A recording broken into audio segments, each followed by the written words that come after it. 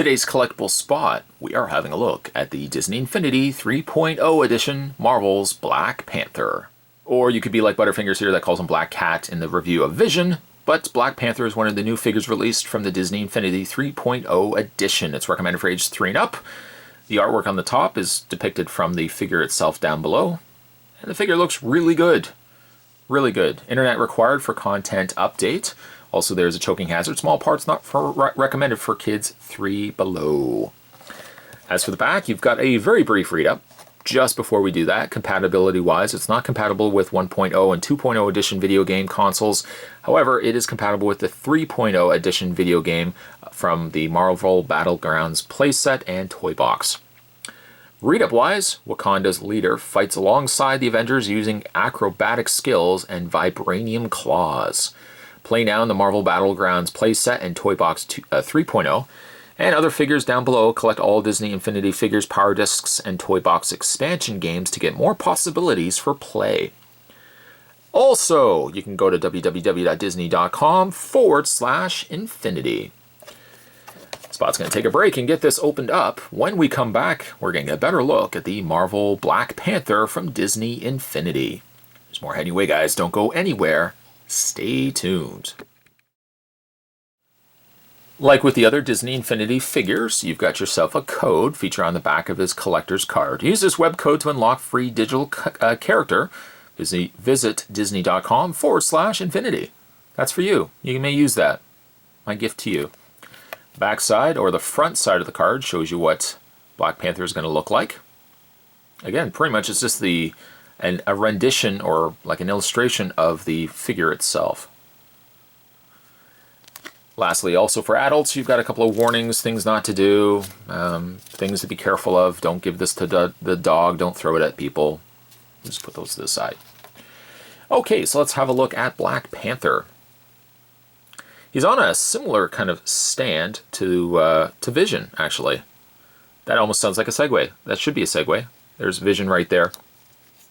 I guess really you could kind of put the stands somewhat together. It doesn't really look like they necessarily connect, or maybe there's another character that's going to be kind of in the middle. Because it kind of looks like, well, it's not quite the Stargate, but it kind of looks like it's going to form some half circle or circle configuration. I'm just assuming that it might connect on some level, don't know what, or maybe they're just going to be somewhat in close proximity to one another, that it's just going to, it's going to make some sense. Both are posed differently, I would say.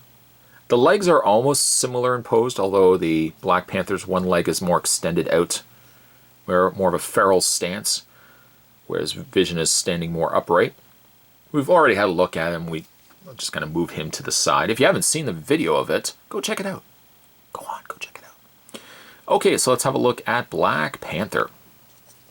He lives up to the name. His outfit certainly is majority black. He's got some accent areas here of gray that's into his mask, on the sides of his gauntlet, kind of arms area there, and then down by his boots. He's got a little bit also that you may or may not be able to see just by his waist, and he's got also the necklace collar there too. As opposed to going for the route of a smoother face, this particular Black Panther has a texture detail that's been added to like the mouth front area of the mask, areas around the ears, and areas right at the top there. So even though he is a Black Panther in design, there's a lot more to the design than just a smooth coated finish.